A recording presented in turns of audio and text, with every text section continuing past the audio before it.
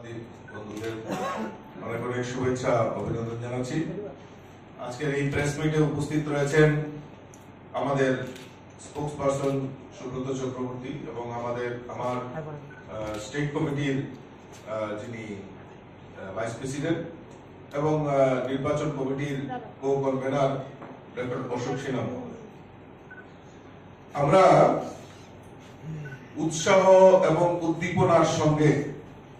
অষ্টাদশ লোকসভা নির্বাচনে প্রথম দফা নির্বাচন সংগঠিত হয়েছে। আজকে আমাদের এই পশ্চিম ত্রিপুরা আসনে আমাদের প্রার্থী হিসাবে আমাদের রাজ্যের প্রাক্তন মুখ্যমন্ত্রী বিপ্লব কুমার দেব এই কেন্দ্রের প্রার্থী হয়েছেন এবং তার পাশাপাশি আমাদের ৭ রামনগর বিধানসভা কেন্দ্রেরও উপনির্বাচন সংগঠিত হয়েছে। সেখানে আমাদের প্রার্থী হয়েছেন আমাদের রাজ্যের মেয়র দীপক মজুমদার মহোদয় এবং সকাল থেকেই উৎসাহ উদ্দীপনার মধ্য দিয়ে এই লোকসভা নির্বাচন এবং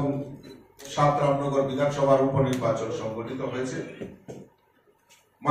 মানুষের মধ্যে স্বতঃস্ফূর্ততা এবং উৎসাহ উল্লাস দেখা গেছে।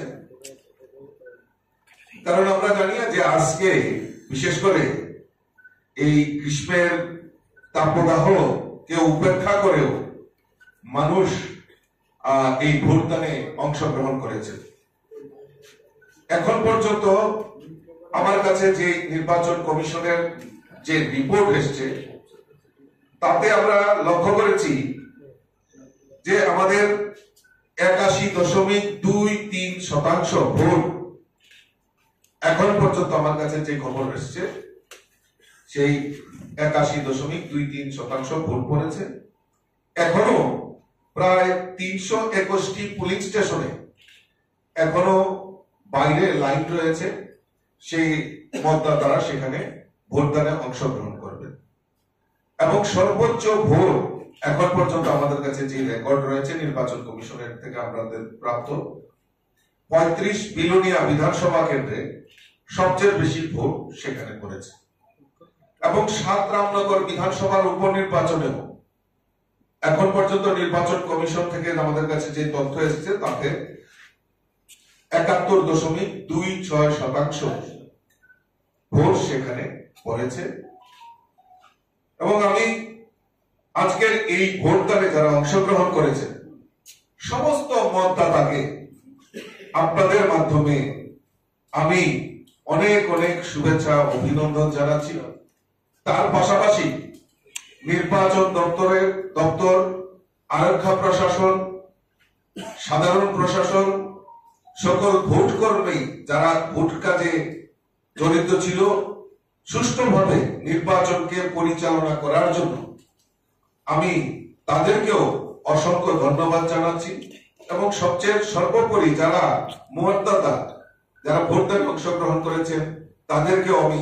অসংখ্য শুভেচ্ছা ভারতীয় জনতা পার্টির তরফ থেকে অভিনন্দন জানাচ্ছি এবং আমি বিশ্বাস করি যে আমাদের মোদীজির দেখানো পথকে অনুসরণ করে